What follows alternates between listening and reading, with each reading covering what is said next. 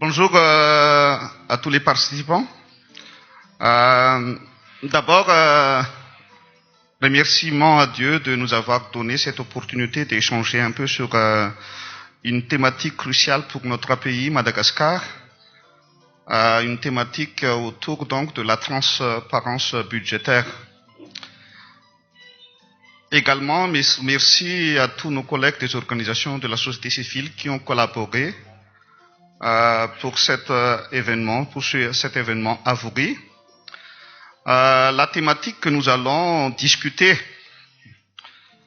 maintenant, c'est donc la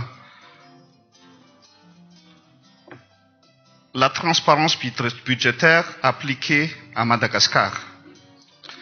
Et pour traiter cette thématique, nous avons invité d'illustres panélistes partenaires des organisations de la société civile. Le premier panéliste sera donc Alex Kreco de l'International Budget Partnership. Il va intervenir directement des États-Unis. International Budget Partnership étant donc l'organisation qui assure la mise en œuvre de l'évaluation mondiale de la transparence budgétaire pour tous les pays du monde. On aura aussi donc Christopher de l'USAID Madagascar qui va partager les activités de l'USAID à Madagascar concernant donc la promotion de la transparence budgétaire. Puis, moi-même, Nyain, directeur exécutif de AMC Statao, et également coordonnateur du projet STEF, suivi de la transparence et de l'effectivité des fonds, qui est financé donc par l'Union européenne, qui va partager nos expériences dans la société civile malagasy sur la transparence budgétaire. Et il y aura donc quelqu'un de CCOC qui va également partager les expériences de l'organisation sur la promotion de la transparence budgétaire à Madagascar. Donc, sans plus tarder, je vais inviter donc nos panélistes d'intervenir. Je demande à Alex, si tu es déjà là. Alex, est-ce que tu es déjà là? Oui, merci Nan et merci à tous. Ok, à toi la parole. Je ne suis pas en mesure de partager mon écran pour la présentation. Est-ce que vous pouvez choisir l'option pour permettre ça? Ok, c'est bon. Ok, oui, merci.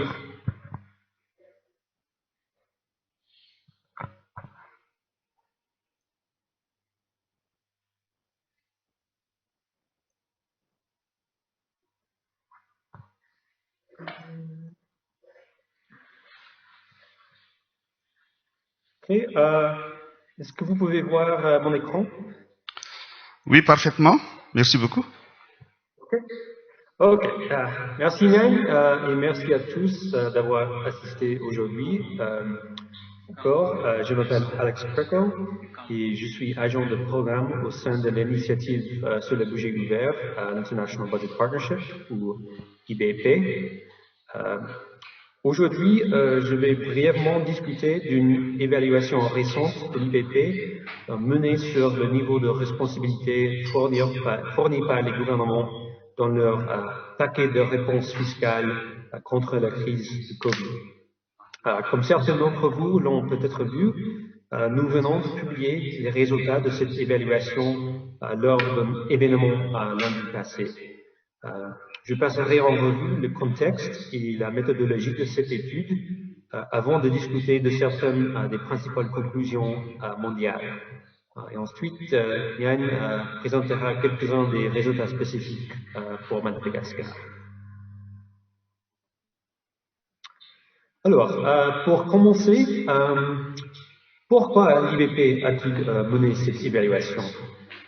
Comme vous le savez tous, le Covid-19 est apparu alors que les inégalités croissantes et l'affaiblissement de la démocratie poussaient les gens du monde entier à remettre en question la gestion des ressources publiques de leur gouvernement, qui est également un thème important de notre rapport de l'enquête sur les budgets ouverts 2019.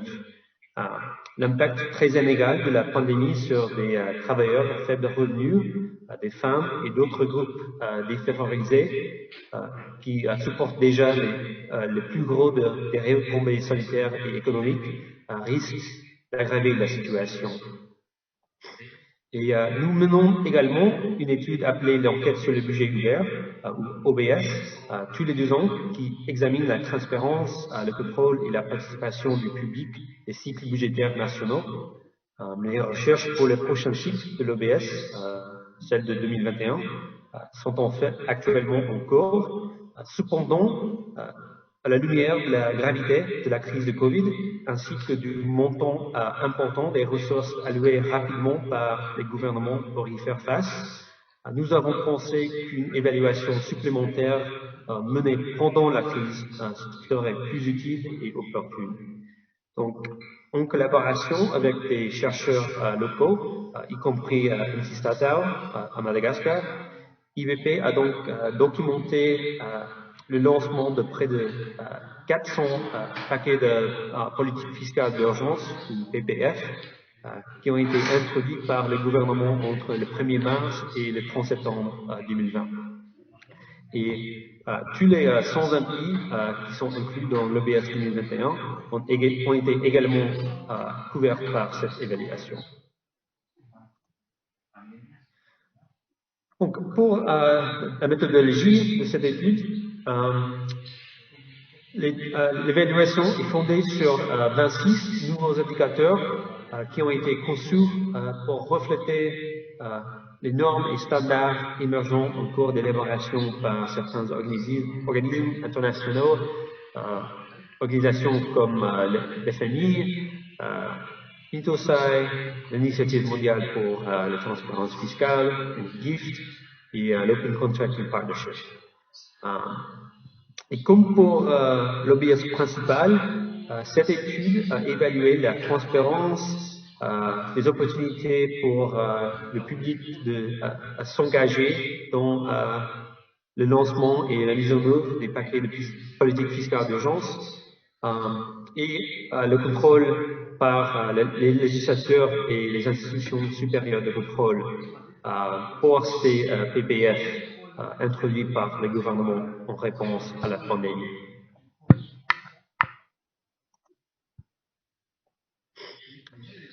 Donc, qu'est-ce que ça veut dire paquet de politique fiscale d'urgence? Ça désigne tout ensemble complet de mesures budgétaires, y compris les recettes, les dépenses, mais également le financement, et les dispositions institutionnelles connexes qui ont été adoptées par les gouvernements centraux pour répondre aux divers aspects de la crise sanitaire et les impacts économiques.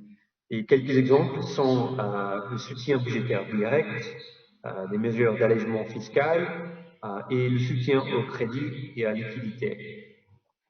Un autre important est que cette étude n'examine pas la politique monétaire ni les réponses infranationales.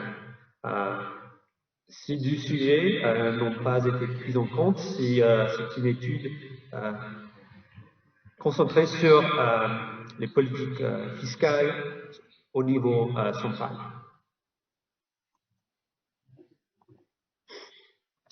L'évaluation a été limitée aux PPF adoptés par les gouvernements centraux entre le 1er mars et le 30 septembre, comme j'ai mentionné.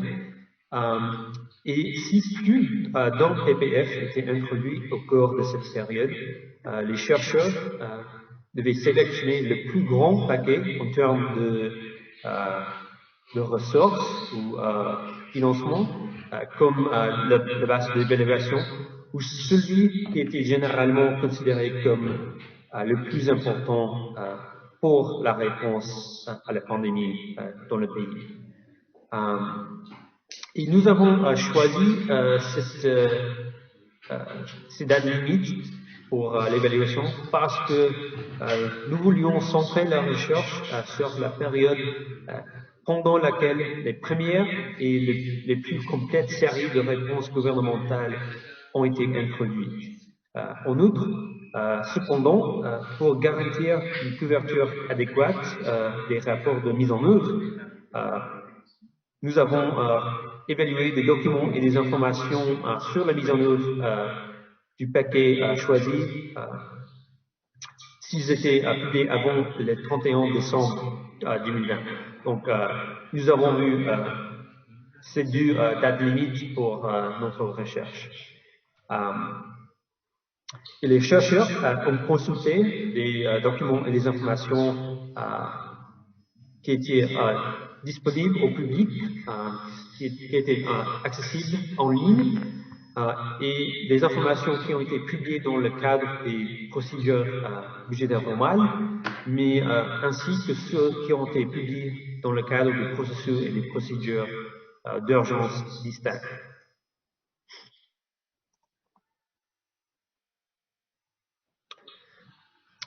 Pour mesurer la performance globale, ce qu'on appelle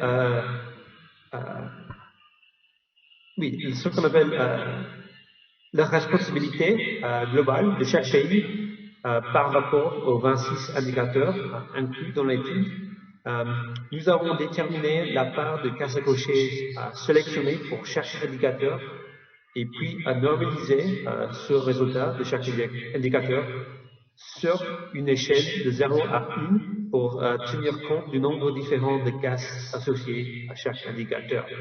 Et après ce processus, les catégories de performance ont été attribuées à chaque score. Comme vous pouvez voir dans ce tableau, il y a 5 catégories de scores.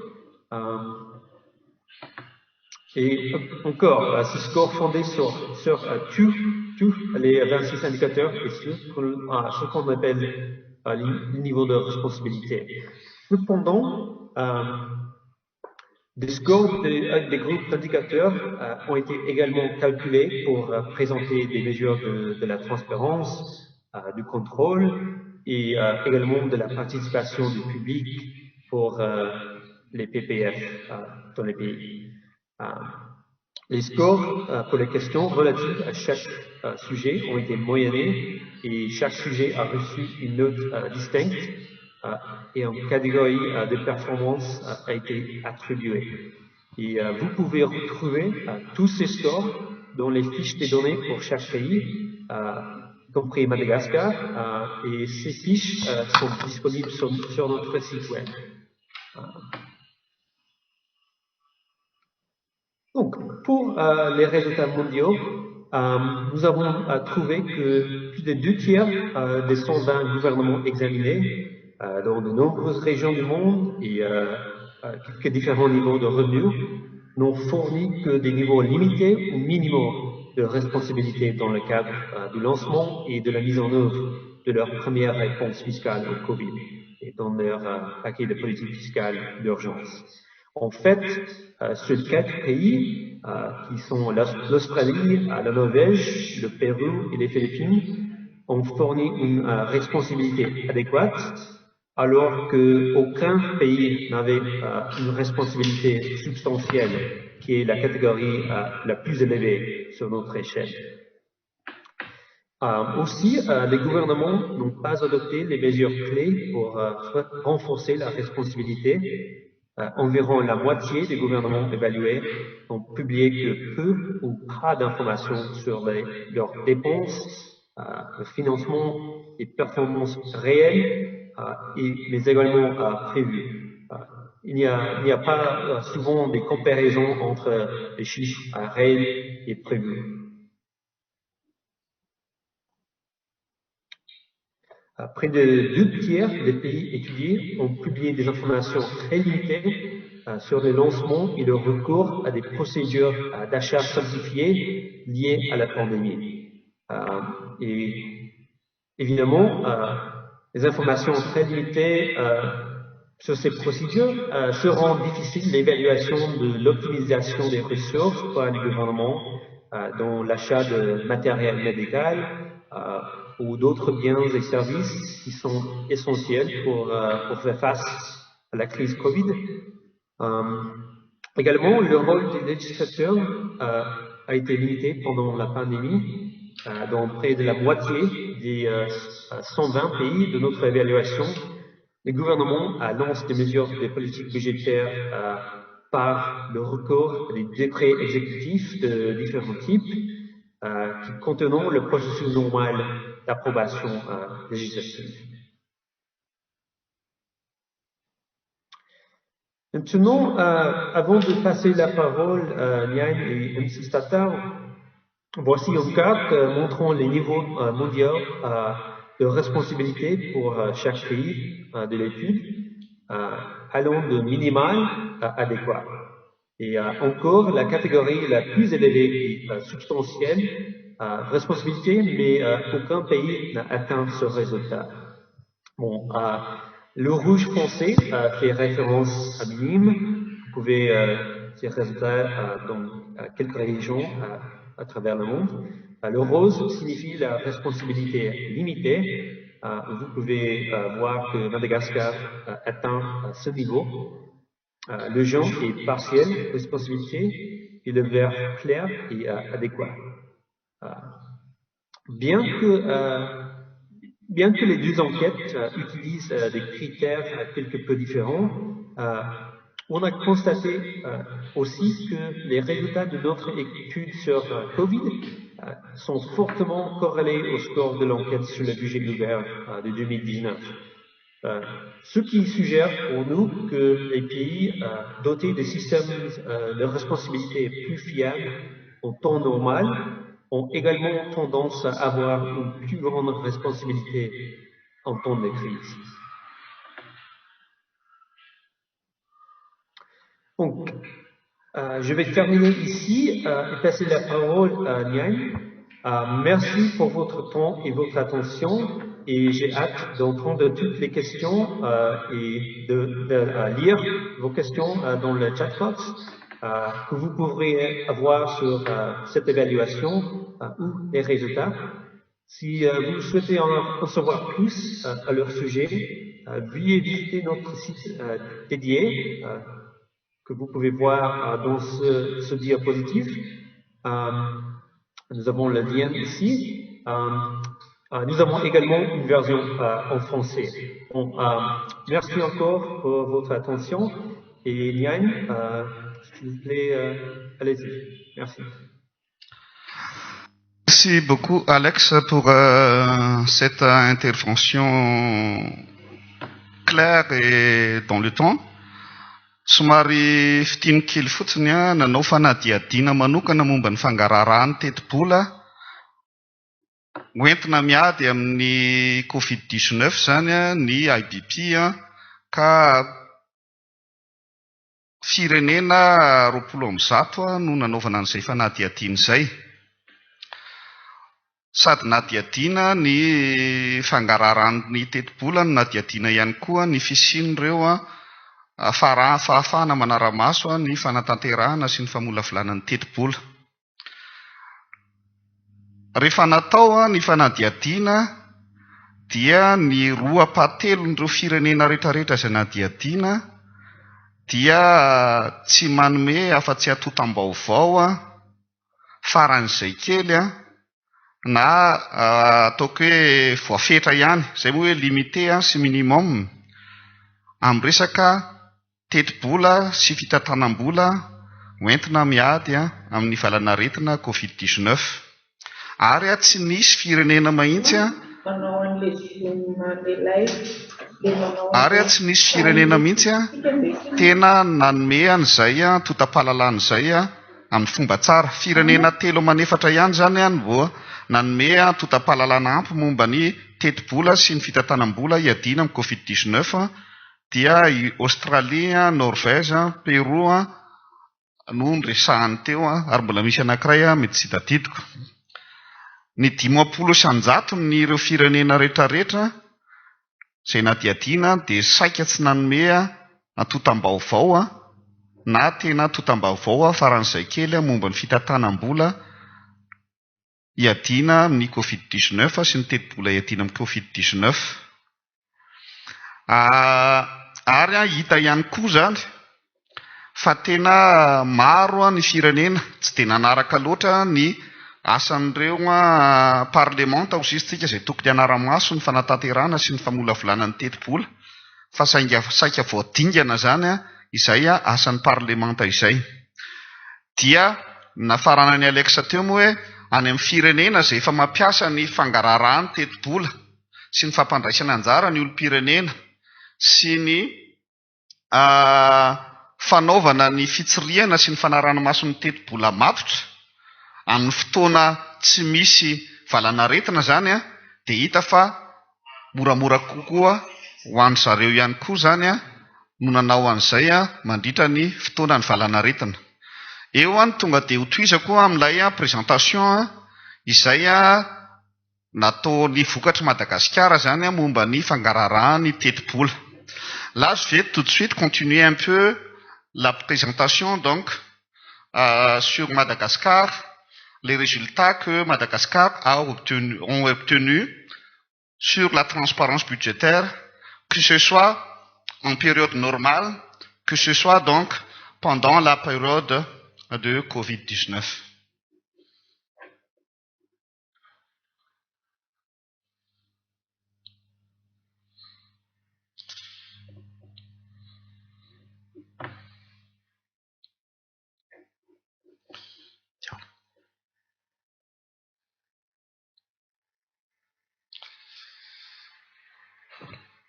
Comme vous le voyez, donc, si on parle de transparence budgétaire, c'est d'abord, il y a trois composantes. Il y a l'accès du public à l'information budgétaire, il y a les opportunités pour le public de participer au processus budgétaire, et il y a également donc la fonction de contrôle des processus budgétaires.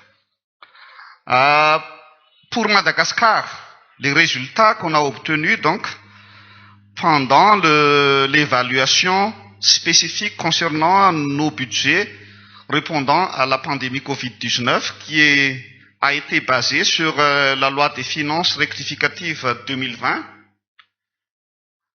Comme vous pouvez le voir ici, pour la transparence, on a eu donc une note, un accès très limité aux informations. C'est seulement donc dans tout ce qui est définition de cadrage macroéconomique du budget qu'on a eu donc des notes acceptables ou adéquates, une note adéquate. Pour les autres composantes donc de la transparence, presque toutes nos notes sont soit minimum, soit limitées. En ce qui concerne donc le contrôle, the oversight, on a également eu une note limitée. Le rôle des législatifs, des parlements, est limité et le rôle de la Cour de compte est minimal pendant donc la période Covid-19 en 2020. Pour la participation du public au budget, notre note est également minimale.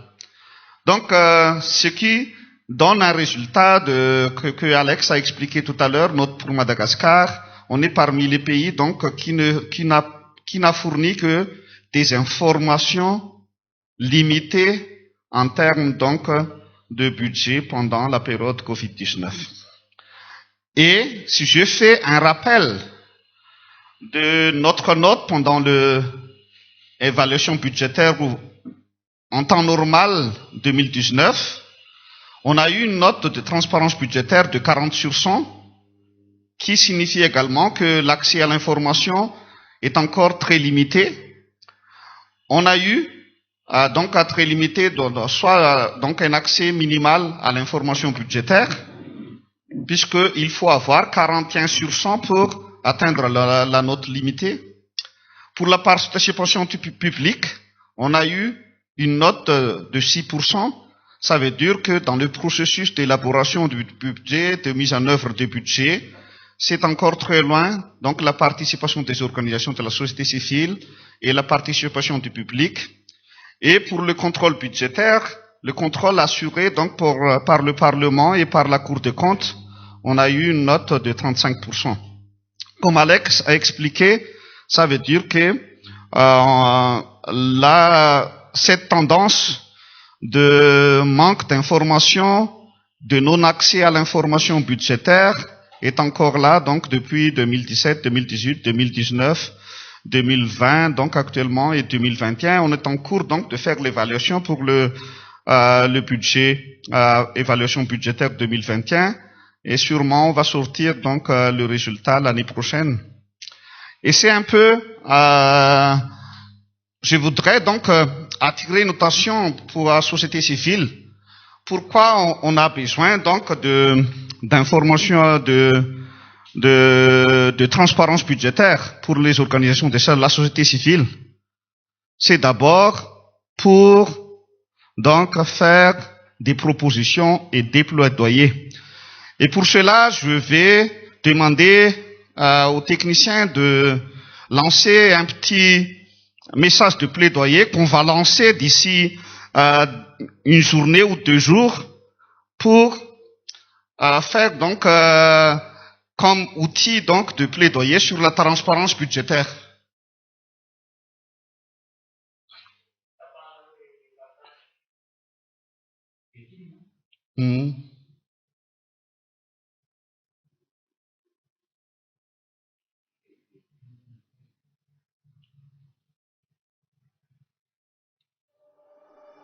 Apprendre à partager.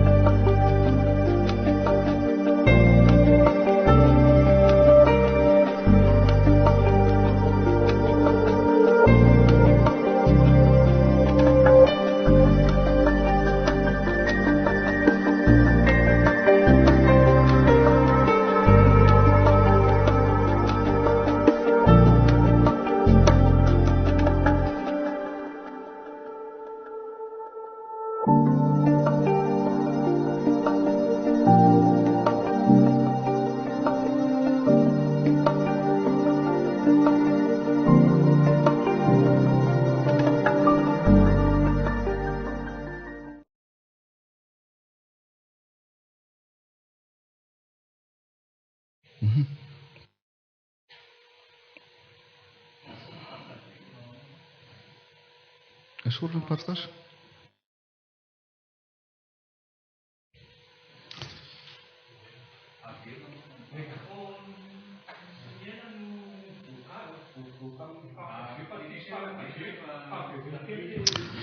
Averina kely angamba izy teo satria lasa ny écran indray no tavila tany hein.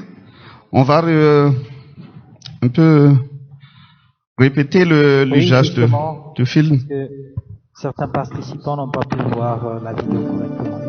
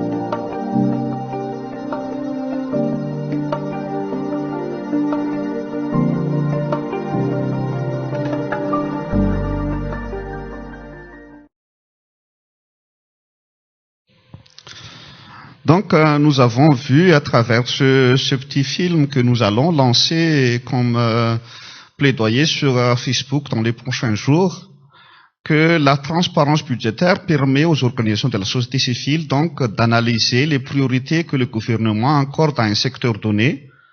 L'exemple qu'on a pris ici, c'est en fait le secteur de l'environnement et du développement durable. Et si le gouvernement a annoncé donc des objectifs forts en termes de développement du pays qui devraient respecter l'environnement, on a constaté que les ressources et le budget qui ont été alloués pour réaliser ces objectifs ne suivent pas. Donc, on n'est pas étonné que des aires protégées sont en train d'être brûlées ou de disparaître, puisqu'on n'accorde pas des priorités donc par rapport à ce secteur. Izay zany fa mitirana fohy ny fangaraharahan'ny teti-bola dia tena mbola ady mafy ho antsika eto Madagasikara, satria mbola tsy mizara afa-tsy antotam-baovao vitsy ihany ny fitondrana momba ny teti-bola-panjakana, na io amin'ny famolavolana, na io amin'ny fanatanterahana, na io amin'ny fanaovana tatitra, ary mbola ambany dia ambany ihany koa ny fahafahana manara-maso an'izay teti-bola-panjakana izay. Ataon'ny société civile inona moa na ny firaisamonim-pirenena inona sy ny olom-pirenena inona lay manana an'ilay fangararahana. Dia nisy ohatra anankiray zany teo hoe ahafahana manadiady ny laharam-pahamena izay omeny fitondrana anankiray amin'ny sehatra anankiray izay heveriny manan-danja. Ny ohatra teo zany dia ny fiarovana ny tontolo iainana sy ny fampandrosoana lovain-jafy. Noresahan'ny fitondrana ankehitriny amin'ny alalan'ny filoham-pirenena fa isan'ny laharam-pahamena lehibe izay mandritra ny fitondrana amin'izao fotoana izao. Nefa rehefa jerevana ny teti-bola izay atokana, hoentina tena mametraka an'izay fampandrosoana lovain-jafy izay sy miaro ny tontolo iainana, dia tena ambany dia ambany ka inona fa tsy ahafahana manatanteraka an'ilay tanjona sy ilay viana tiana hotratrarina hoe Madagasikara maitso. Dia avy amin'ny alalan'ny fahafahana mahita an'ilay budget na ilay teti-bola zany no ahafahantsika manao adisika hoe mba homeo laharam-pahamena koa ry io sehatra io raha ohatra hitantsika fa tena zava-dehibe ho an'ny firenena ny manana ny Madagasikara maitso sy ho fampandrosoana lovain-jafy izany. Donc c'est un peu le résumé de mon intervention. Tout de suite, je donne donc la parole à Christopher Heineck de l'USAID pour présenter et après donc au CCOC. Bonjour à tous et merci. Je m'appelle Christopher Heineck, je suis le chef de finance de l'USAID Madagascar, basé ici à Tana. Je voudrais, en premier cas, pour parler de l'ambassade américaine, félicite à tous les participants ici, même dans le hôtel Carlton, en ligne, en Facebook, pour votre participation. Pour nous, à l'USAID, le transparence budgétaire et la bonne formulation des budgets et bonne exécution aussi est un point clé dans le processus démocratique. Je voudrais mentionner que l'USAID, à partir de novembre de l'année passée, a réentré l'espace de promotion de la démocratie et de la gouvernance.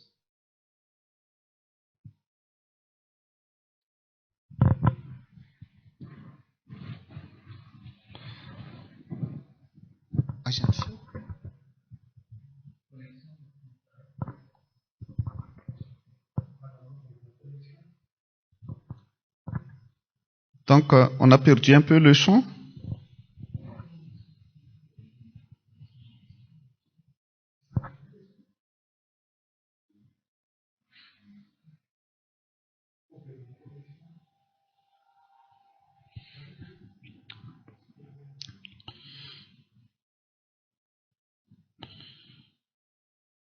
Nefa ny ahy eto mandeha tsara izy. Inareo zany tsy mandeha.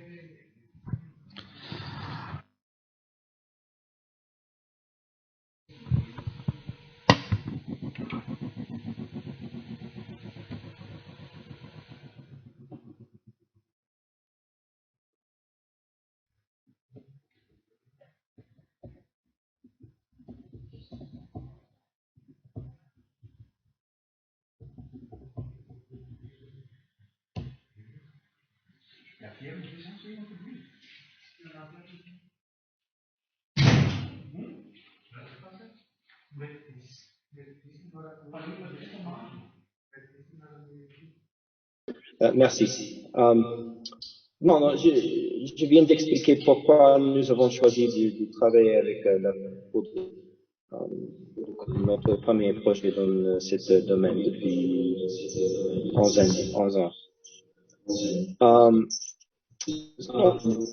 Quel est un budget? Non, c'est une définition des priorités et responsabilités. Et pour avoir une confiance dans ces budgets, je pense qu'il faut savoir comment est-ce que les autres budgets avant étaient exécutés.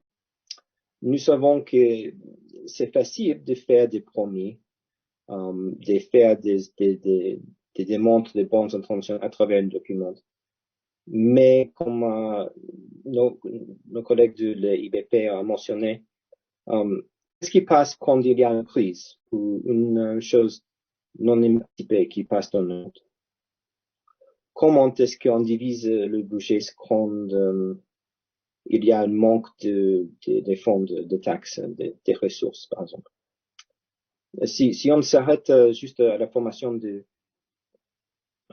budget, comment est-ce qu'un citoyen peut avoir des confiances sur ces documents? Bien. Nous pouvons, c'est à ce moment qu'entre le Cour des comptes. Dans cette institution, nous avons trouvé une institution qui est, je pense, dans mon point de vue, prêt à jouer un rôle plus important et plus visible dans la formation et exécution du budget et la communication de ces résultats au public. Dans le cadre du Tantana, nous avons c'est un projet de 5 ans, alors certainement il y a du temps pour s'attaquer à différents points de vue et points importants. Nous avons commencé dans les premières années, la deuxième année aussi, pour améliorer la qualité d'information et l'utilité de l'information produite par le corps. Un rapport que personne peut accéder ou un rapport qu'une personne ne peut comprendre, c'est inutile, totalement inutile. Alors, nous avons commencé avec l'idée de les aider dans leur journée de réforme et pour appuyer le plan stratégique qui était en place depuis l'année passée. La deuxième phase de ce projet, je pense, sera comment est-ce qu'on peut travailler avec les citoyens moyens pour mieux comprendre le contenu de ces rapports. Je pense qu'il y a toujours l'opportunité d'améliorer l'éducation et la compréhension du citoyen. J'ai participé dans plusieurs des consultations en Madagascar autour des varieux sujets. Et une chose que j'ai notée, même du secteur civil, même du secteur privé, parlant avec les membres du gouvernement, c'est un manque d'éducation éducation civile. Je pense que ça, c'est vraiment une chose de très haute importance. Et je vous félicite pour votre participation et vos efforts pour améliorer la situation actuelle. C'est vraiment important. Je m'arrête là. Je sais qu'on s'approche à la fin de la journée. Et vous allez m'écouter déjà. J'espère que tout le monde pouvait m'attendre. Mais non. Et je suis prêt après pour répondre à vos questions, vos intérêts, et d'écrire un peu nos efforts. Mais pour part de l'USAID et l'ambassade américaine ici à Madagascar, nous sommes heureux d'avoir l'opportunité de continuer notre engagement avec et ce système très très important. Merci.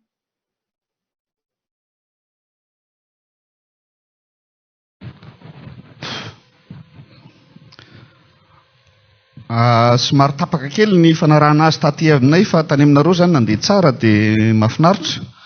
Fa ny eny teo zany dia efa manomboka milatsaka eo amin'io fametrahana ny demokrasia amin'ny alalan'ny fametrahana ny mangarahara momba ny teti-bolo io ny USAID eto Madagasikara. Ary Christophe, vous avez donc commencé par la commune urbaine d'Antananarivo, si je me comprends bien?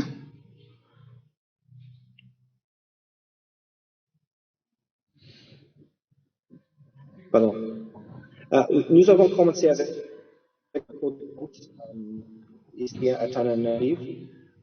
Maintenant, ensemble avec le code de compte de la France et le code de compte du Maroc, nous sommes dans le cours maintenant dans de l'évaluation des réponses du gouvernement à COVID-19.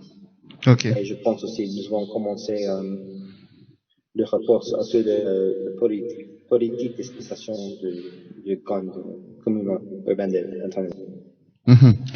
Zany hoe fiaraha-miasa miaraka eto Antananarivo indrindra miaraka amin'ny Cour des comptes zany ny fitsarana momba ny compte no anombohany azy fa tetikasa mandritra ny 5 taona izy io dia mbola hitohy zany ny fandraisana anjara ny USAID eo amin'izay fampandrosoana ny mangarahara momba ny fitantanam-bola sy ny teti-bolo zay eto Madagasikara na eo anivon'ny gouvernement io na eo anivon'ireo ministera isan-karazany na mety ihany koa eo anivon'ireny collectivité vondromahoaka tsy anjara-pahefana toy ny commune ireny. Dia isan'ny zava-dehibe moa no rasahany teo ny fandraisana andraikitra ny firaisamonim-pirenena sy ny fanabeazana ny olom-pirenena sy ny mpitondra momba n'izay resaka fametrahana ny mangarahara ny teti-bolam-panjakana izay. Dia mbola vonona izy ny andray mifanontaniantsika sy amalina amin'ny fanazavana rehefa avy eo zany. Maintenant, je donne la parole donc à l'équipe du CCOC pour faire leur intervention.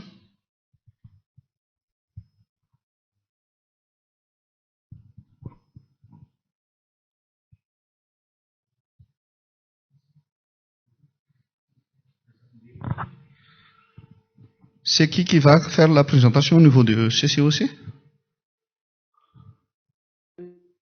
Moi, Jacques Bellili.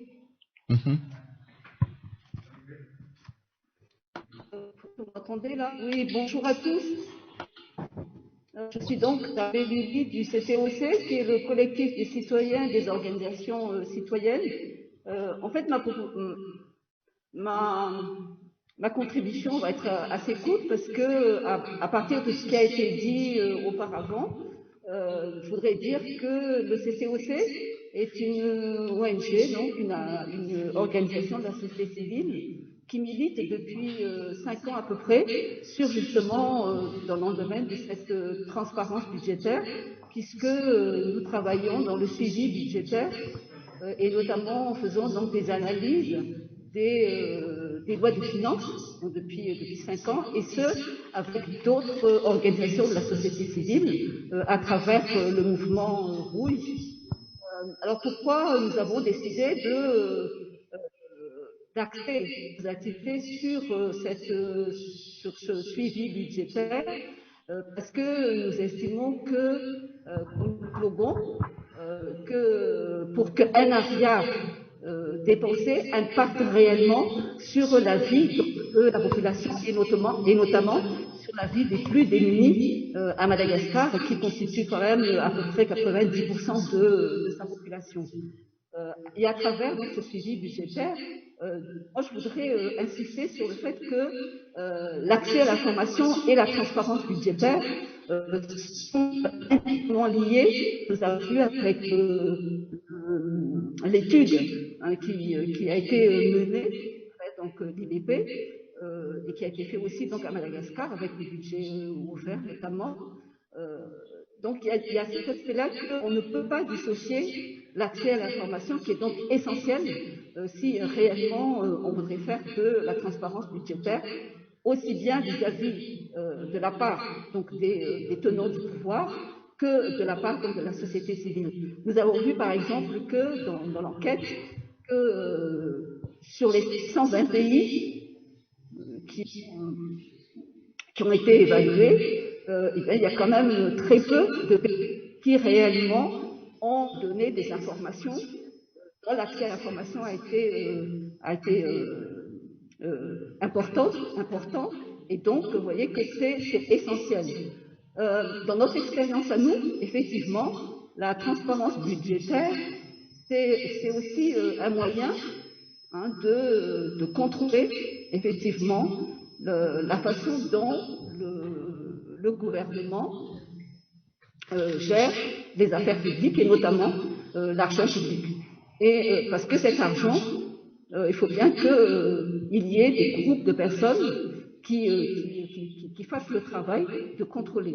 Mais la transparence budgétaire aussi, elle est importante dès le départ. C'est pas seulement lorsque le budget est voté, mais bien avant le vote du budget, il faut qu'il y ait une participation citoyenne dans la définition à la fois des politiques, c'est-à-dire le cadrage macroéconomique, dans les objectifs, dans les priorités.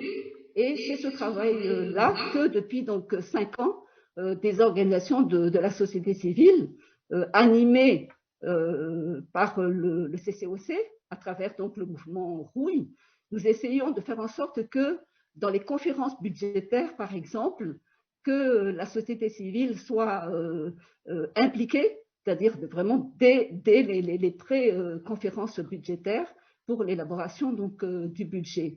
Mais aussi notre travail se situe dans le cadre de la mise en œuvre de politique de l'État, et nous avons consacré notre travail sur les secteurs sociaux, c'est-à-dire donc de l'éducation, de la santé, de l'eau, de l'hygiène et de l'assainissement et de la protection sociale, parce que nous estimons que ce sont ces secteurs qui favorisent et qui permettent réellement le développement humain dans un pays comme Madagascar, puisque le capital humain, c'est aussi essentiel dans le cadre du développement que Madagascar essaie désespérément donc, de réaliser.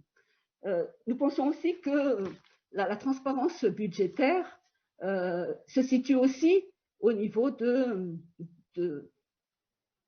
l'exécution même de ce budget, puisque les rapports d'exécution budgétaire nous montrent depuis quelques années que les résultats ne sont pas à la hauteur, en fait, de ce qui a été défini au départ. Et ça aussi, c'est un élément essentiel pour que le budget à Madagascar apporte réellement le développement donc, de la population et qu'il y ait effectivement des changements réels dans le développement de Madagascar. Donc, je reviens un petit peu, excusez-moi, sur l'aspect de l'accès à l'information. Pourquoi donc la transparence budgétaire et l'accès à l'information sont indissociables?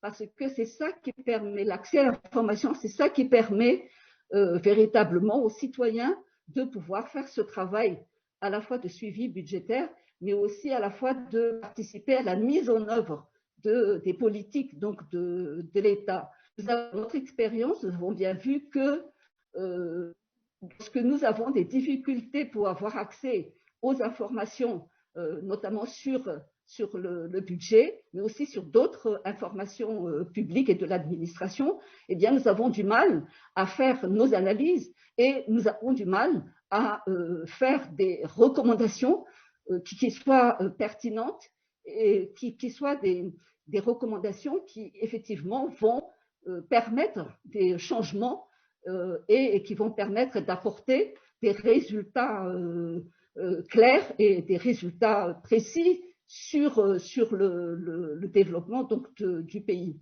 Donc c'est pour ça que Vraiment, ça m'a permis de réaliser, à partir des enquêtes qui ont été réalisées par l'IBP, que ces deux éléments de transparence budgétaire et accès à l'information sont donc indissociables. Je voudrais terminer, puisque je crois que j'ai à peu près 7 minutes. Je voudrais aussi insister sur le fait que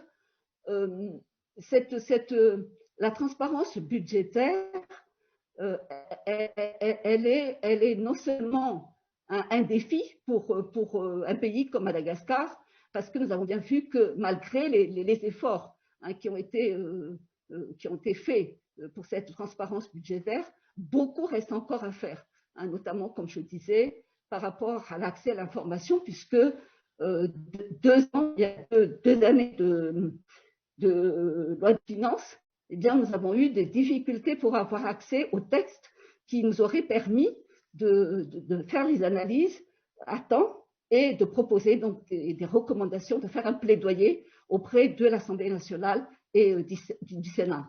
Mais je dis qu'il y a quand même des améliorations, puisque pour la loi de finances, le projet de loi de finances 2021, nous avons pu présenter nos recommandations auprès du Sénat, et ça, c'est vraiment une avancée. Et je terminerai en disant que je suis optimiste, parce que depuis déjà quelques années, il y a une mobilisation très forte des organisations de la société civile pour justement être présentes dans cette démarche, dans ce processus de transparence budgétaire, de bonne gouvernance, puisque quand il y a transparence budgétaire, eh bien la bonne gouvernance, elle est là, la bonne gestion des affaires publiques, elle est là, et donc il y a quand même, on peut dire que cette mobilisation de la société civile, pour moi, c'est vraiment un élément essentiel d'optimisme pour l'avenir. Je vous remercie. Merci Lily pour cette intervention.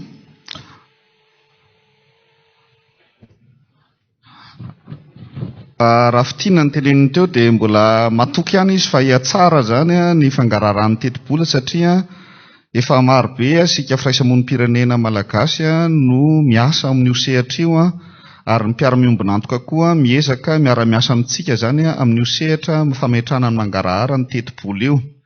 Na dia mbola be dia be ary ny fanamby zany amin'ny fametrahana an'izay fangaraharahan'ny teti-bola sy ny fahazoana totam-baovao izay. Satria raha tamin'ny roa taona lasa teo zao dia sahirana be izahay miasa ao anatin'ny fangaraharahan'ny teti-bola io, nahazo ny fitaovana hoentina kirakiraina ka ahafahana zany mametraka ady hevitra eo anivon'ny solombavam-bahoaka. Soa ihany efa tamin'ny taona teo zany dia afaka mba nametraka ady hevitra teo anivon'ny antenimeran-doolona, fa mbola irina zany no hiatsaran'izay fomba fiasa izay. Tsara ihany koa no manamarika fa tsy ny famolavolana ny teti-bola ihany ny tena ilana fangaraharaana, fa ny fanatanterahana ny teti-bola koa. Satria rehefa tanterahana ny teti-bola dia mifandraika tamin'ilay teti-bola no volavolaina sy nieritreretina ve ny fanatanterahana azy, sa hoe tena zavatra hafa mihitsy. Dia tena voavaly marina ve ny filan'ny olom-pirenena amin'ilay fanatanterahana n'ilay teti-bola. Izany rehetrarehetra izany zany isan'ny mahazava-dehibe ny fametrahana ny fahazoana mahazo atotam-baovao sy ny fametrahana ny fangaraharaana amin'ny fitantanam-bola sy ny teti-bola-panjakana. Somary efa lavalava izay intervention-nay izay, panelista anankiefatra izay ny teo, misokatra ho antsika amin'izay ny fametrahana fanontaniana na ihany koa fitondrana fanamariana. Dia raha mba afaka ataontsika 2 minitra 3 minitra isaky ny fametrahana fanontaniana zany, mba ahafahantsika manapandray anjara maromaro afaka mametraka fanontaniana, dia tena tsara be amin'izay mba eo amin'ny 5 sy fefany eo tsika dia mijanona, satria somary tara fefakadiny tsika zany vao nanomboka teo. Dia manana tsasakadiny zany tsika anaovana fifanankalozan-kevitra.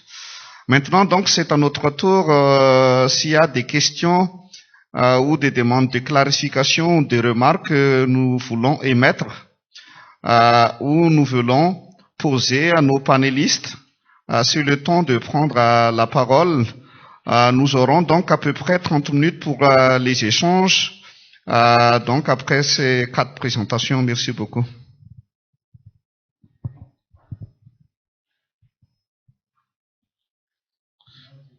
Qui veut prendre la parole en premier? Est-ce que vous pouvez lever la main donc dans le réaction Zoom là?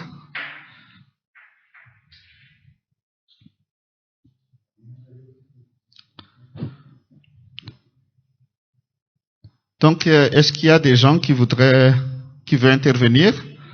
Dans la salle là-haut, il y a quelqu'un qui veut intervenir, donc c'est à vous directement la parole.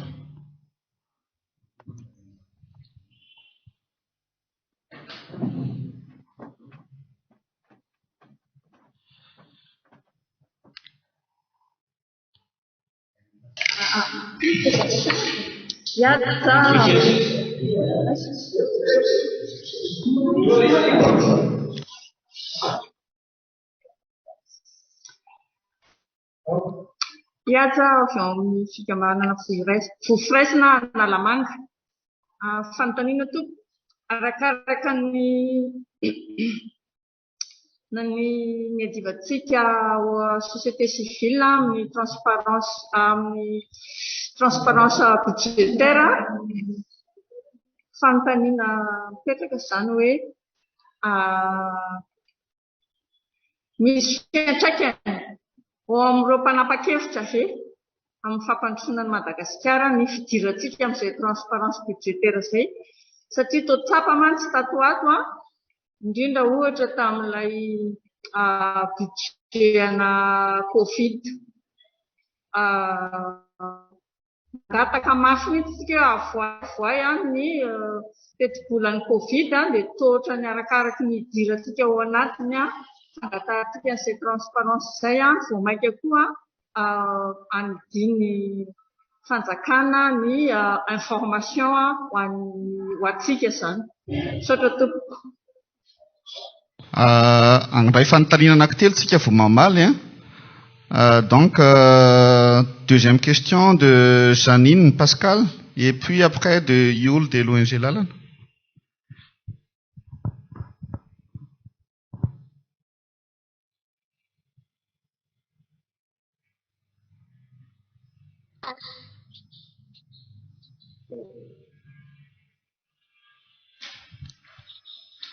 Janine Pascal, c'est à vous la parole.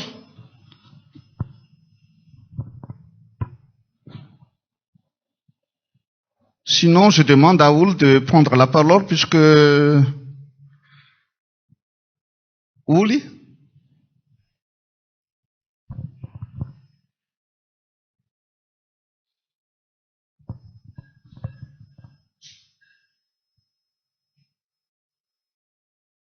À vous la parole, Ouli.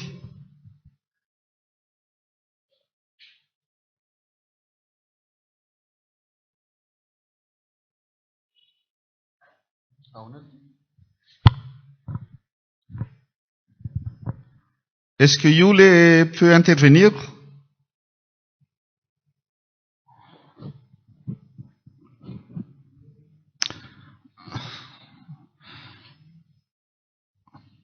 Yule a un problème également, donc est-ce qu'on peut revenir à Janine alors?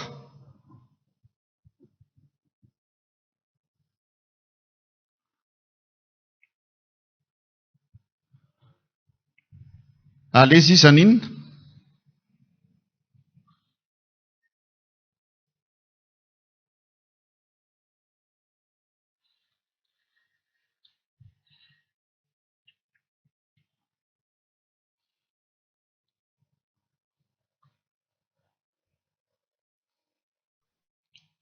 Est-ce que Janine parle déjà?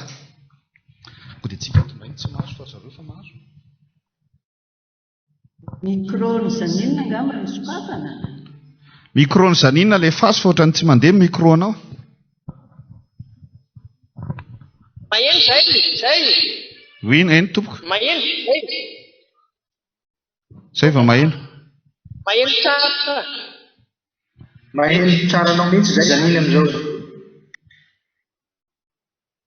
Ya, manamafy ny tenin'ny rahavavy teo fa io zany tsy fantatro hoe ahoana no fomba ananana ny société civile ny pression amin'ny fanjakana satria arakaraky ny tadiavana info vao mainka anomezany donné faux na hoe anankady maravarana mihitsy satria amintsika amin'ny teny zao mantsy zany nampitaina hoe le fandaniana ny lalàna mikasika amin'ny fiarovana ny société civile donc droit de l'homme efa anisany namolavola zahay rehefa niakatra tany amin'ny ambonimbony tany no fafandy zareo zay zavatra milehibe azy. Zany zany fomba ny fanjakana ka inona ngano azo atao hiantso tierce intervenant ave hoe mi-encadrer ny fanjakana sy ny société civile satria fanjakana tsika zany tena trano atreto dia mbola tsy manaiky ary zay mafaible ny taux de participation budgétaire io saotra ny aina. Yuli, est-ce que tu peux intervenir?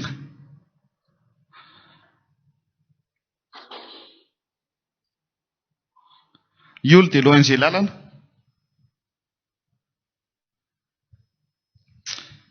Je vais résumer un peu en français ce que les deux autres n'ont pas dit tout à l'heure.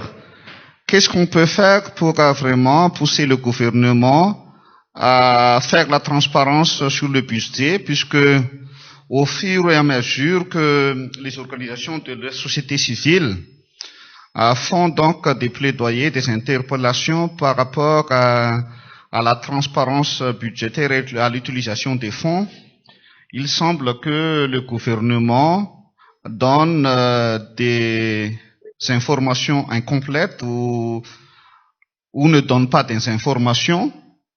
Et donc, ça change un peu puisque les organisations de la société civile ne semblent pas voir donc les résultats des efforts que nous sommes en train de faire pour demander plus de transparence budgétaire. C'est un peu la question. On va répondre après. Yuli efa afaka miteny. Raha mbola tsy afaka miteny Yuli dia resahana angamba menan'ny Roland.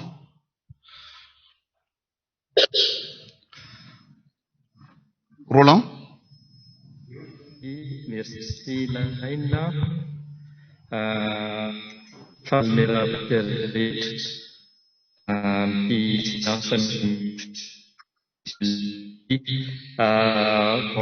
Bonjour à tous. Félicitations à Miss Senior Capitaine, session transparentielle et remerciements aussi aux partenaires comme l'URAID et l'IDP pour leur temps pour faire les transmissions tout à l'heure. Je me présente Roland de l'UNICEF, spécialiste de la politique sociale de l'UNICEF. L'UNICEF, en fait, juste très brièvement, intervient aussi dans la transparence parce que la transparence budgétaire permet de promouvoir le respect des droits de l'enfant. Là où je voudrais ajouter, et ça pourrait aussi répondre aux questions de nos collègues de la société civile, c'est que ce qu'il faudrait faire, c'est le renforcement de capacité sur la transparence. Renforcement de capacité du gouvernement sur les principes de la transparence budgétaire pour qu'il y avance sans état.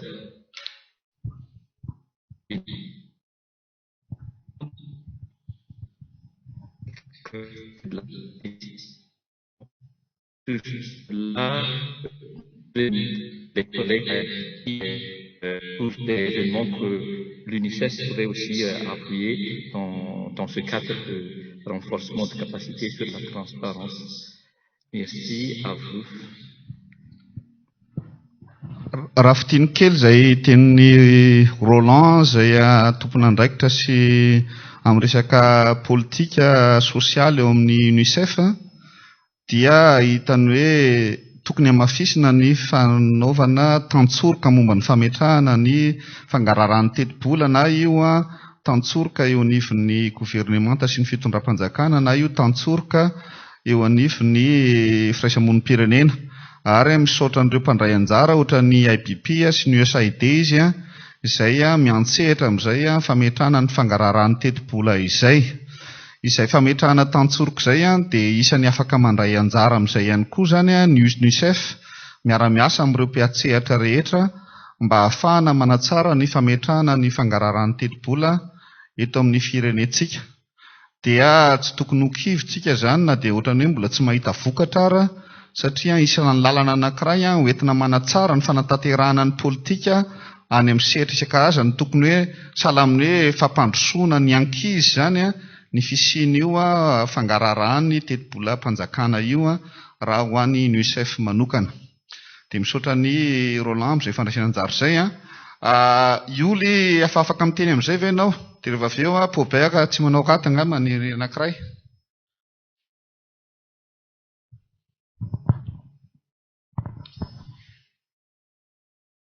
Paubert, tu peux intervenir puisque Jules, ton micro ne semble pas marcher, donc je ne sais pas. Ok, bonsoir à tous. Je m'appelle donc Paubert Mahatante, simplement de la plateforme des organisations de la société civile pour la Simone Rif. J'aimerais bien tout d'abord féliciter les organisateurs de cet événement qui marque bien, en fait, qui témoigne de notre volonté de bien vouloir vraiment, disons, faire, comment je vais dire, régner la transparence à Madagascar. Et c'est vraiment un très bon processus auquel il faudrait que tous les acteurs de la société civile s'y adhèrent, en fait. Alors, moi, ce que je souhaiterais surtout souligner ici, c'est vraiment l'encouragement de tout le monde.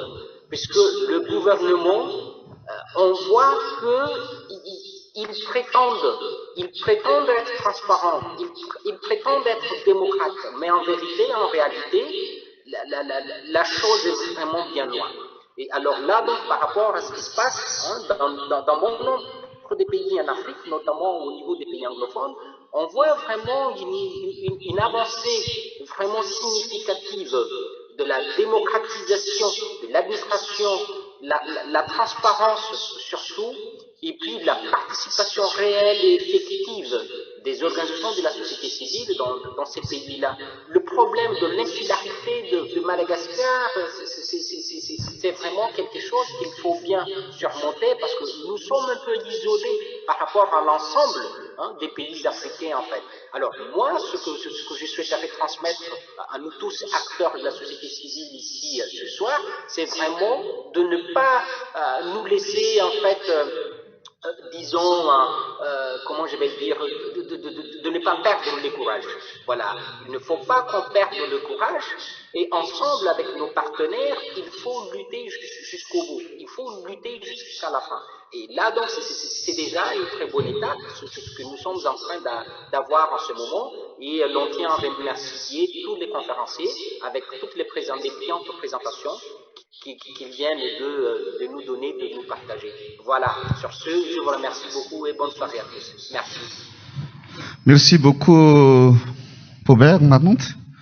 Rafitina dia hoe tsy tokony ho kivitsika firaisamonim-pirenena ny mbola mitaky hatrany ny fametrahana ny mangaraharaha na dia mbola tsy tena mamaly an'izay ara ny fitondram-panjakana amin'ilay fametrahana ny mangarahara dia tokony miezaka foana zany tsika mitaky an'izay fametrahana ny mangarahara eo amin'ny fitantanam-bola sy ny teti-bola-panjakana izay miaraka amin'ireo mpiara-miombona antoka izay efa vonona ny hiara-iasa na amin'ny firaisamonim-pirenena na amin'ny governemanta amin'izay fametrahana ny mangarahara ny fitantanam-bola-panjakana izay ary tena tokony vaindohan raharaha hiasantsika firaisamonim-pirenena rehetra mihitsy izay fametrahana ny mangarahara ny fitantanam-bola sy ny teti-bola-panjakana izay ary izay moa zany ny anaovana ezaka amin'ny fikarakarana an'izao fifanakalozana zao hoe misy ny firaisamonim-pirenena any amin'ny faritra 220 mihitsy ny ezahana zany mba afaka mandray anjara na atao amin'ity Zoom ity na manaraka any amin'ny Facebook ny Avry dia isaorantsika rehetra izay afaka mandray anjara. Omeko ny zareo ministeran'ny ekonomia ny toe-karena sy ny vola ny fitenena satria hitako manangatahanao zany dia isaorana sady koa amin'ny fandraisana anjara antsika avy eo ministeran'ny toe-karena sy ny vola amin'izao fifanakalozana sy ataoko hoe adi-hevitra momba ny fametrahana fangaraharaha ny teti-bola sy ny fitantanam-bola-panjakana izao. Raba tompoko, mareve isika tompoko. Ao tsara ka.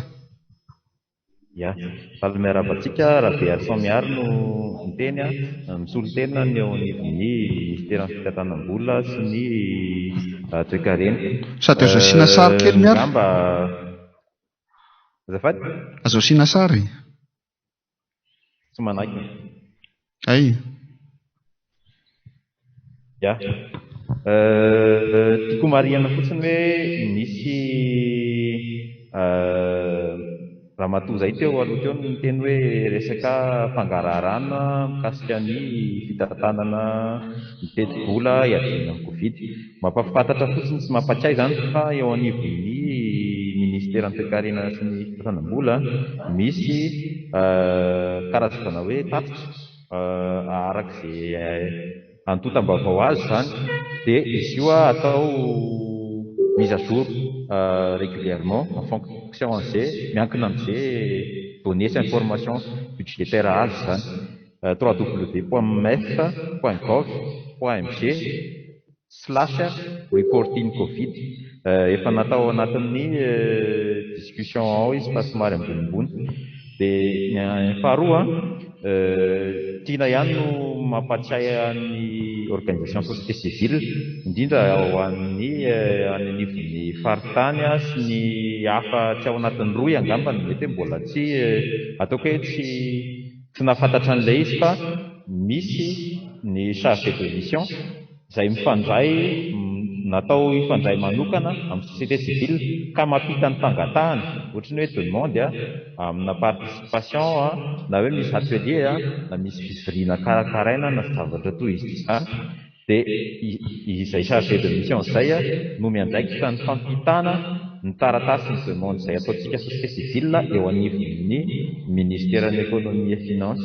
Ary rehefa iteny indray ny ministèren'ny économie et finance dia raha matoa secrétaire général no manendry ny olona izay mifandray amin'ny société civile amaly fanontaniana na iresadresaka. Dia hatreto aloha zany matetika ny chargé de mission no misolo-teny, kanefa kosa misy zany hoe information na zavatra mbola anaty fikarakarana fa mbola tsy mivoaka officiellement. Dia indraindray mety ohatra ny tale général tamin'ny farany teo zao, tale général ny toe-karena sy ny mpandrindrana ny plan no nitarika ny resaka satria mbola tsy mivoaka ny loi des finances rectificative fa mbola anatin'ny fikarakarana. Dia izay zany tanjonay hoe miezaka manakaiky ny firaisamonim-pirenena ary ny antony namoronana izay hoe chargé de mission izay dia fanakaikezana trany hatrany société civile, satria mety mieritreritra hoe tsisy fiaina izay na hoe tsisy mandray na hoe ilokity, fa noho izay initiative hoe anakaiky sy fandray de façon permanente amin'ny société civile izay no nikréena n'ilay poste hoe chargé de mission. Dia izy io rattaché au niveau en secrétariat général, izany hoe izay information rehetrarehetra avy amin'ny direction avany no miakatra makao amin'ny secrétariat général, dia ny amin'ny secrétariat général no manome vaovao hoe izao ary no azo zaraina en fonction an'izay zavatra misy. Saotra tompo. Merci Miar pour cette intervention. Je voudrais juste remercier donc Alex Créco de l'International Budget Partnership qui doit nous quitter après son intervention et nous souhaite donc bonne suite pour notre intervention et pour tous les programmes de Afri. Alex, est-ce que tu veux dire un petit mot avant de partir? Oui, merci Yann et encore merci à tous pour votre attention. C'est un bon événement et je suis heureux d'entendre toutes les activités et la volonté à continuer à promouvoir la transparence et la participation publique à Madagascar. Comme j'ai mentionné, nous sommes en train de réaliser nos recherches pour l'OBS 2021. Donc, bientôt, nous aurons les résultats mis à jour sur les pratiques à Madagascar. Mais pour le moment, si vous avez des questions sur notre étude Covid, sur le paquet de politique fiscale d'urgence à Madagascar, je vous suggère regarder notre site web et les notes sur méthodologie et résultats. Et si vous avez des questions, vous pouvez me contacter avec mon adresse email ou partager vos questions avec Nian et je peux les discuter avec lui. Merci encore, bonne soirée à tous et à plus tard. Merci. Zay zany raha misy fanontaniantsika momba n'ilay fanadihadihana natao teo dia azo alefany amin'ny IBP mivantana na ampandalovina aty amin'ny MC tatao dia zay no mampita azy fa vonona ny amaly ny IBP.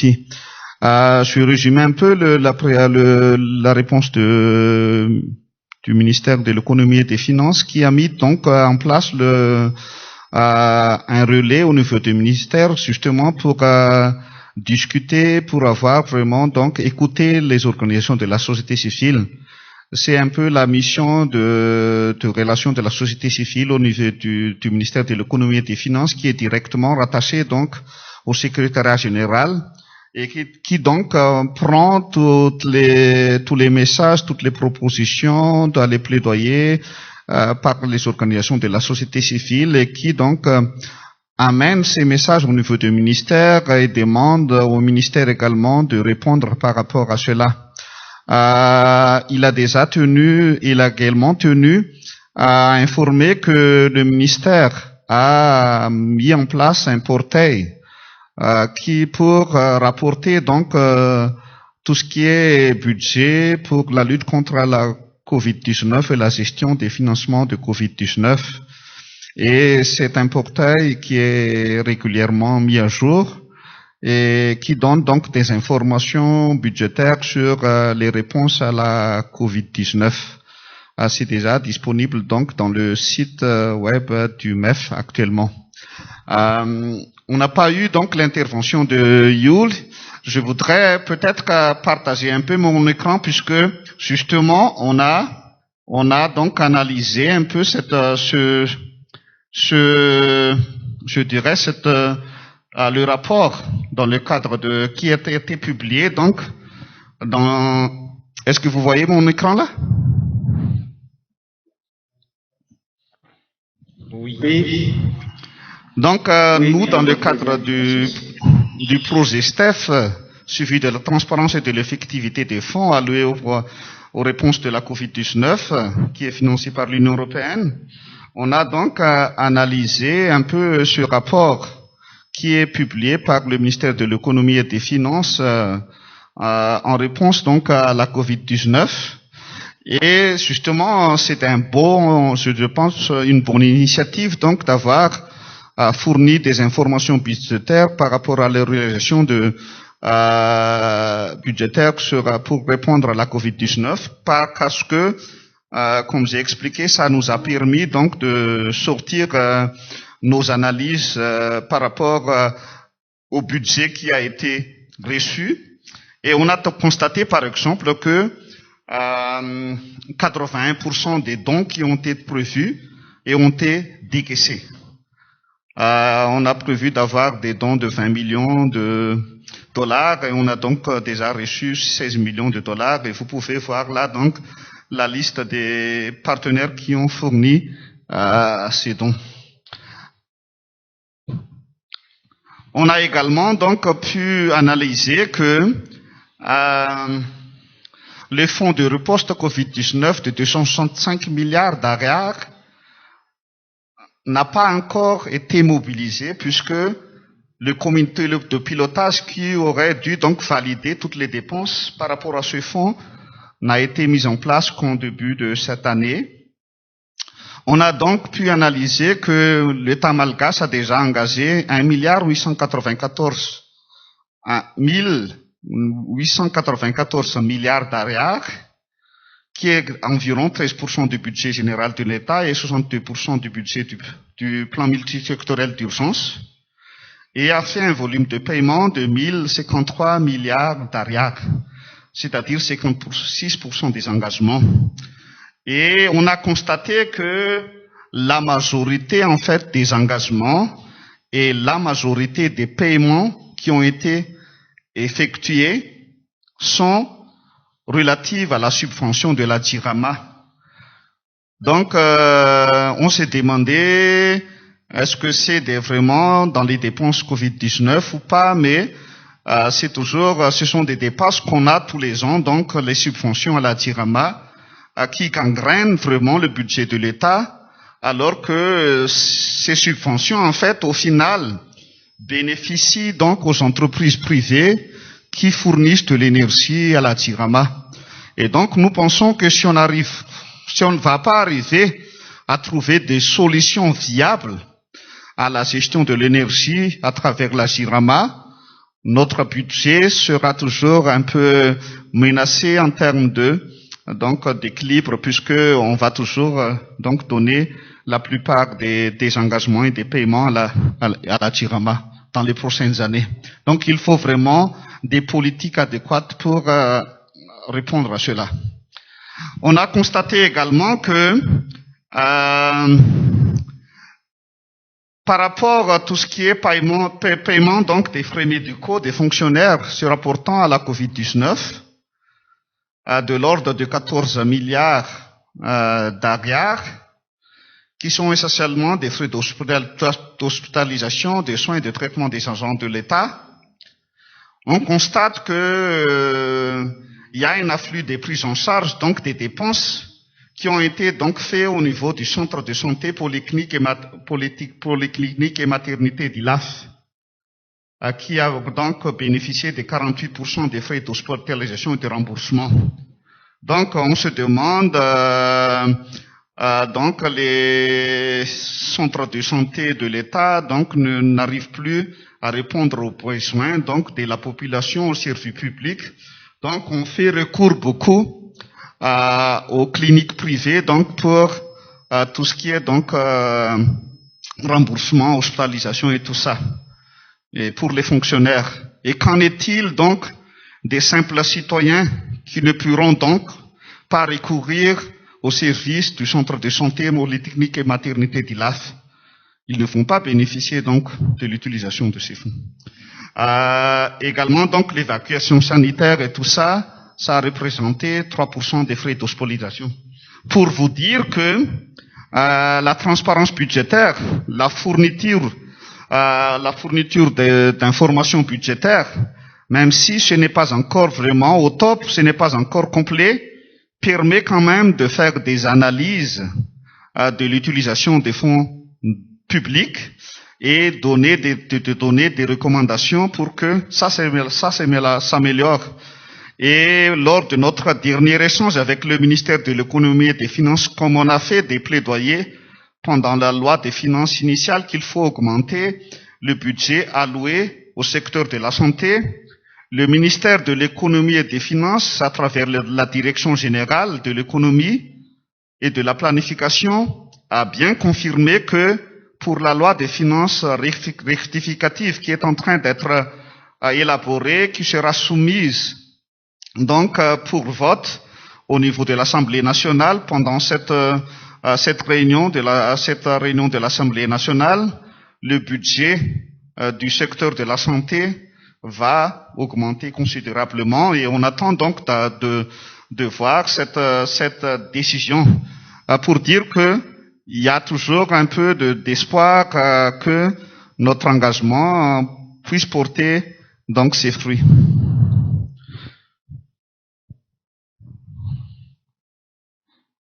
Lily, tu veux prendre la parole? Amélie, en fait, par rapport à la question qui a été posée, alors que tu as fait Malagas, les fantamines, les siatek les mousto, les fantasatiques les fangarana, on a quoi? Raha ohatra hoe izay 5 taona ny sanatra amin'izay dia ohatra hoe efa misy any ataontsika hoe petit pas zany hoe efa mandroso le izy araka efa teneniko teo fa io dia miankina antsika izay manko le fampitaniana faharoa le pression ataontsika tokony mbola mafisina be mihitsy le izy nefa io tsy mety tsy ho vita io raha ohatra ka tsy misy amin'izay le hoe fanamafisana ny fahaiza-manao antsika amin'ny fanaovana an'izay le hoe fitiliana sy fikirakirana an'ireo atotanisa na ireo atotan-kevitra zany a mikasika ny teti-bolam-panjakana.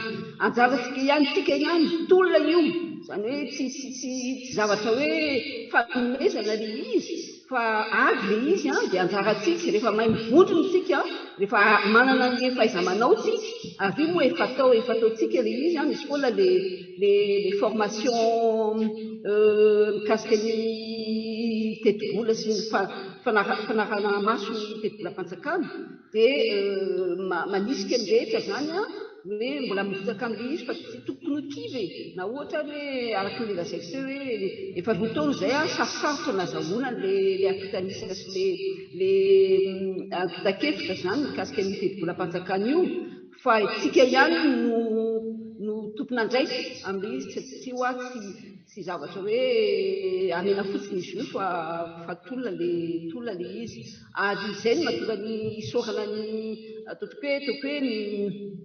ireo mpiara-mironantoka amintsika izay manampy antsika mihitsiny amin'izay le hoe fanamafisana ny fahaiza-manao antsika zany ara-teknika mikasika n'io fanaraha-maso ny teti-bolam-panjakana io. Merci. Ohatrany miaratsina miaina le tenen'le monsieur tao amin'ny maire teo mba tsy fotsindrikely le izy satria hoe misy le olona tondrona zany rehefa miantso ny zareo isika dia mba tena olona manana le traikefa ny tokony alefany ihany satria tamin'le plateforme mikasika le covid zany amin'le le PLFR 2021 dia le olona tao amin'ny maître tsy afaka namaly fanontaniana izy laza izy hoe tsy hainy le fanontaniana satria tsy tena tompona andraikisany le izy dia ny zavatra ohatran'ireny mba nosy mba tsy mety zany izy fa tena mba le olona manana le traikefa mihitsy no tokony mba nosy teo tonga amin'ny anarany ministère. Donc merci pour cela Lily. En un mot, Lily nous mobilise toujours de ne pas se décourager puisque la demande de transparence budgétaire est un long processus. Donc même si on a eu des difficultés pendant les 2 dernières années à accéder au projet de budget à temps, il faut toujours donc demander au gouvernement d'améliorer le processus en tant que tel. Et elle remercie également les partenaires techniques et financiers qui confirment et affirment donc leur volonté d'appuyer les organisations de la société civile, de renforcer les capacités des organisations de la société civile et également donc de l'État pour qu'il y aurait cette transparence budgétaire. Je vais prendre les 2 dernières interventions. Amélie de Fiance et Stella de CEDI, peut-être vous voulez intervenir avant de donner donc la parole à Chris de l'USAID pour dire un mot.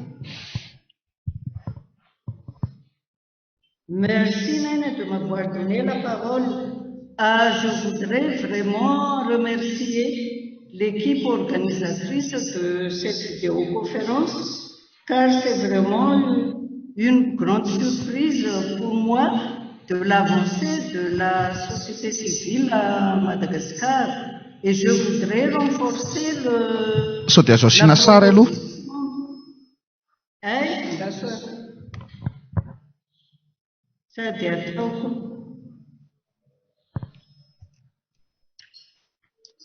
Et je voudrais renforcer ce que Lily a avancé, que nous sommes là, nous allons être ensemble pour faire la promotion de la transparence et le suivi de l'exécution du budget jusqu'au niveau des régions, jusqu'au niveau des communes. Et je prends la parole pour confirmer que les 22 plateformes régionales de la société civile à Madagascar sont en train de se redynamiser pour travailler ensemble avec la société civile malgache et j'espère que ce thématique transparence budgétaire sera un thème de redynamisation de ces 22 plateformes régionales de la société civile. Merci pour ça. Misaotra Amélie, i Amélie zany izay secrétaire général ny vifiraisana moa amin'izao fotoana izao sady président ny plateforme régionale ny Haute-Matsiatra dia maneho ny fahavononany hiara-iasa amintsika firaisamonim-pirenena mba ahafahana mametraka an'izay fangaraharahan'ny tetipolo izay na avy any amin'ny faritra na eny anivon'ny commune mihitsy mba ahafahana mandray anjara amin'ny fametrahana ny fampandrosoana ny firenena eto Madagasikara. Ary mampirisika koa izy ny tokony hatohizantsika firaisamonim-pirenena rehetra ny fandraisana andraikitra eo anivon'izay fametrahana ny fangaraharahan'ny tetipolo sy ny fampiasam-bola mpanjakana izay ary misaotra ihany koa ireo mpiara-miombonantoka izay miara-miasa amintsika amin'izay. Dia voaray moa izay fahavononantsika rehetrarehetra firaisamonim-pirenena eo amin'ny fametrahana ny fangaraharahan'ny tetipolo izay dia hoe ny ireo firaikim-bahana izay miantsetra manokana amin'io indrindra ny eto amintsika roy ny tondrana ny valiny mba ahafahantsika mifanamafy orona zany sy mifampirisika amin'ny fametrahana an'izay mangarahary ny fitantanam-bola mpanjakana izay. Stella, c'est à toi la parole. C'est donc la dernière intervention. Ok, merci de m'avoir donné la parole, Niaïn. Bonjour à tous et toutes. Je réitère aussi mes sincères remerciements pour l'organisation de ce séminaire appelé à fournir de la société civile. Je veux seulement attirer notre attention sur les deux thèmes de cet après-midi. La première, sur la loi sur l'accès à l'information. Et le deuxième thème, c'est la transparence budgétaire appliquée à Madagascar. Tout à l'heure, lorsqu'on a parlé de la loi sur l'accès à l'information, si j'ai bien compris, nous sommes dans de la validation des lois, mais avant tout, il y a la revendication d'équité que moi aussi, je suis avec elle de partager avant tout, c'est-à-dire avant qu'on vote les lois sur l'accès à l'information. Donc, d'abord les lois aux sociétés civiles. Mais ce que je veux dire maintenant, c'est on parle de transparence budgétaire appliquée à Madagascar. Sans avoir cette loi, nous avons pu donc quand même pu accéder à la transparence budgétaire, même si c'est pas encore ce que nous voulons avoir, mais c'est déjà un petit pas par rapport à l'accès à l'information.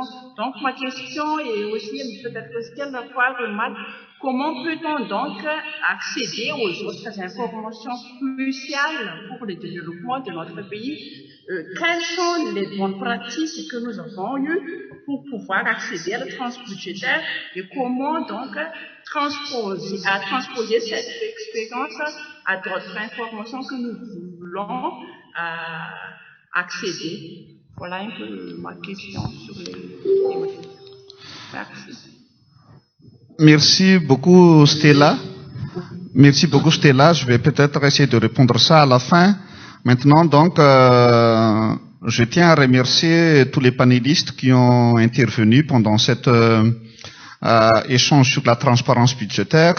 Merci particulièrement donc à l'USAID, à Christopher Heineck, d'avoir voulu vraiment participer pour cet échange. Merci à vos autres partenaires comme l'UNICEF qui ont voulu donc intervenir et expliquer leurs interventions dans la promotion de la transparence budgétaire. Je remercie également donc toutes les organisations de la société civile qui ont participé à l'organisation de AFRI, mais également qui ont participé aux différents échanges. Nous aurons encore quelques échanges dans les 2 prochains jours. Mais avant de terminer, je donne donc d'abord la parole à Christopher Heineck d'adresser un message donc aux participants. Merci. Je sais que tout le monde est déjà, je suis fatigué, mais merci pour votre temps. Je suis heureux de voir la discussion et les bons commentaires dans cette session. Et je veux juste vous encourager. Je sais que c'est parfois difficile, on ne fait pas des avances, mais je pense que le changement peut venir rapidement dans ce domaine, avec les bons personnels et avec le bon initiative. Alors, je voudrais juste féliciter les organisateurs, aux participants, et on espère d'être en contact plus aux prochains mois et années. Et merci. Izay zany ny fandraisana anjaran'ny Christopher Aynack de l'USAID izay nanazava amintsika fa na dia somary mbola misatra ary io fametrana ny mangarahara amin'ny fangararan'ny teti-bola sy ny fitantanam-bola-panjakana io dia mety handeha haingana ihany koa rehefa mahana ny olona tena vonona sy ny ataoko hoe ny fahavononana ara-politika sy ny olona ary ny andeha ataoko hoe ny rafitra zany tena ahafahana mametraka an'izay fangaraharahan'ny teti-bola izay dia mety handeha haingana zany ny fanatsarana ny fangaraharahan'ny teti-bola anankiray.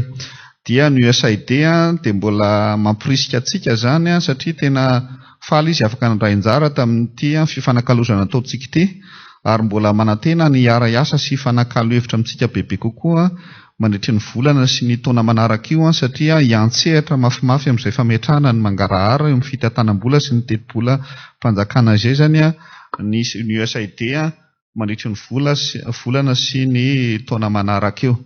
Nous vous remercions, Christopher Aynack de l'USAID, d'avoir participé.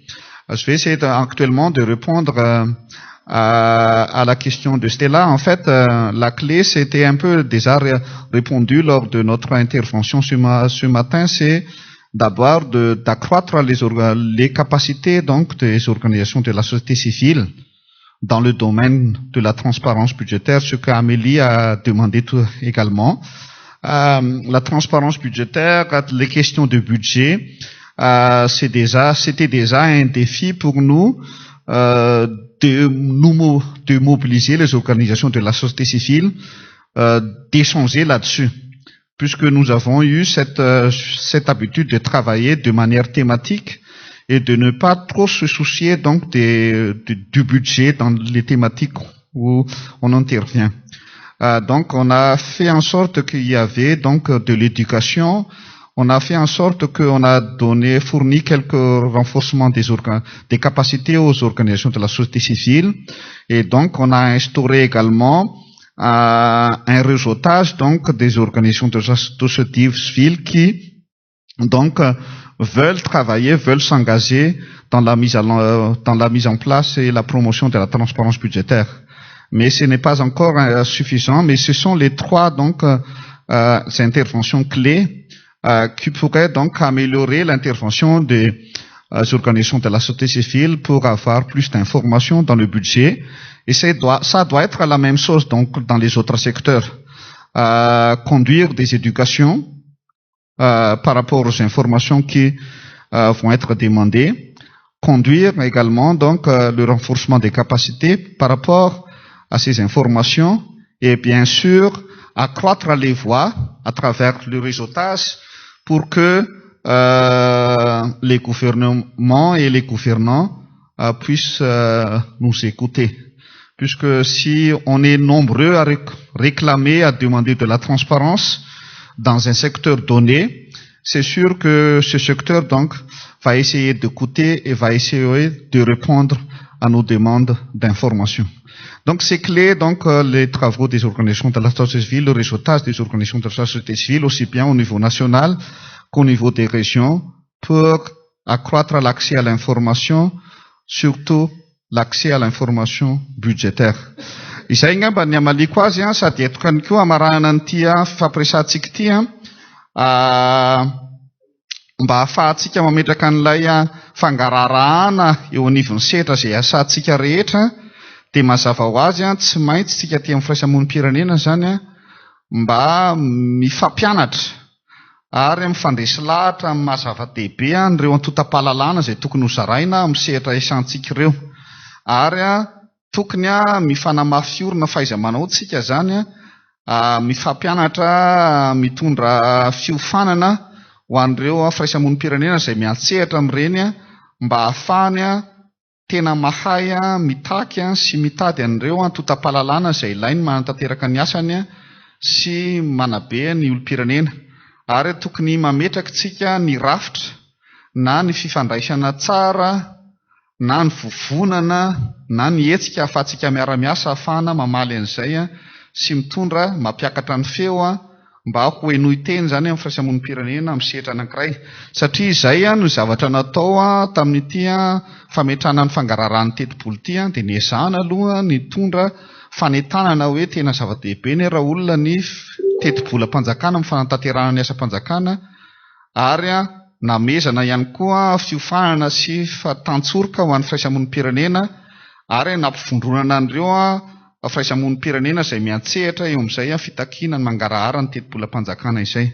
Donc je vous remercie d'avoir pu participer d'avoir participé à cet événement sur la transparence budgétaire.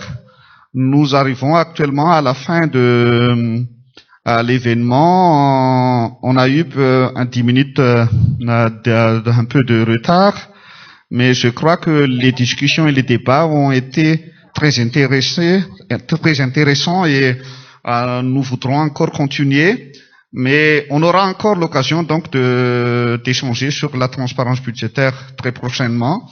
Pour rappel, le séminaire de la société civile Avuri continue et le programme des 2 prochaines journées sont comme suit.